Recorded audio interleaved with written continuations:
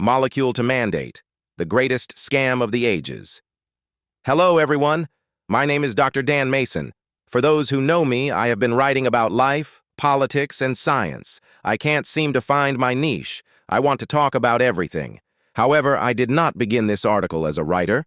I started it as a man who spent decades working inside systems that claim authority over other people's lives. I have worn many different uniforms. I have helped enforce local, state, federal, and international statutes.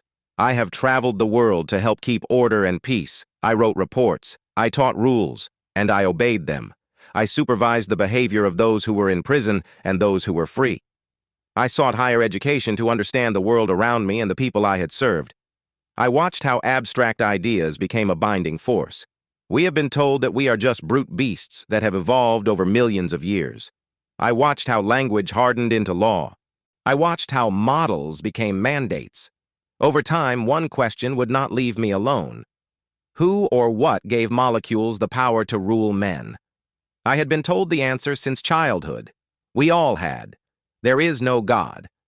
Man has found the answers to the questions. However, if you do not understand, it is because you lack imagination or are just too dumb. Life began by accident, I was told. We all know this. Don't ask stupid questions. Order rose from chaos. It is plain to see. Morality evolved from survival. Can't you see that? It's right there before your eyes. Law emerged from social convenience. There was no God on high that came down to speak to me. If so, where is he? Authority formed by consensus. Man is the highest order. Life is what you make it, and there is nothing after it. Therefore, live for today, for tomorrow you die. Meaning is self-assigned. We are our own gods. Responsibility is only conditioned. We can undo it all if needs be. Guilt is a malfunction. Redemption is a therapy. Because there is no deliverance or a deliverer. Those claims did not remain in classrooms or laboratories. No. The white halls of academia had to spread their better gospel to us all. They moved outward into the world. They shaped school discipline. No longer could you discipline a child, but you could lock up an adult for childlike behavior. Well, they did not stop there. They reshaped criminal codes. They redefined mental health. They rebuilt family law. They rewrote educational doctrine. They altered medical consent. They justified surveillance. They reframed punishment. They replaced conscience with compliance. I saw this shift within public institutions, including the military, state prisons, and law enforcement. I saw how uncertainty hardened into policy. I saw how speculation became regulation. I saw how philosophical assumptions hid behind scientific language. I saw how the bureaucratic, the administrative state, incentives protected the narrative, NIH, CDC, etc., that justified their own expansion. I saw how courts slowly replaced moral responsibility with diagnostic classification. I saw how the system stopped asking who is right and began asking who is compliant. This article exists because I could no longer pretend that these changes were neutral. Molecule to Mandate.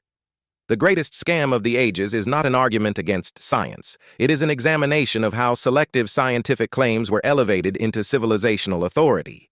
It is an investigation into how origin stories became power structures, for they have changed our languages, and therefore they rule in our minds. It is a forensic study of how beliefs about life's beginnings reshaped law, education, medicine, and justice. I write because lies and assumptions bombard us. Academics stride the world as giants, colossi of truth and authority, not to be questioned. They are the gatekeepers. I write because this is not abstract. I enforced parts of this system. I trained others inside it. I defended it before I questioned it. I benefited from it before I examined its foundations. I carry responsibility for that. This article is written for people who sense, like me, that something fundamental has shifted but cannot name what it is. It is written for parents because we are raising the future. Teachers, the ones that teach and the ones that care. Officers, clinicians, pastors, administrators, and judges who feel the weight of a system that no longer rests on moral clarity. It is written for anyone who has watched common sense replaced by protocol, conscience replaced by compliance, or be shadow banned, and truth replaced by approved. Make sure you get their pronouns right, language.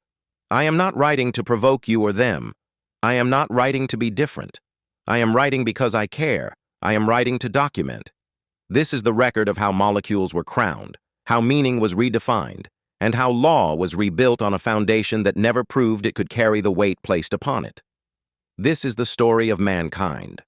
What follows is not speculation. I am presenting the anatomy of a system in this series. Please join me as we explore the foundations of the lies and assumptions of abiogenesis and biological evolution. Thanks for watching. Please like, share, and follow for more.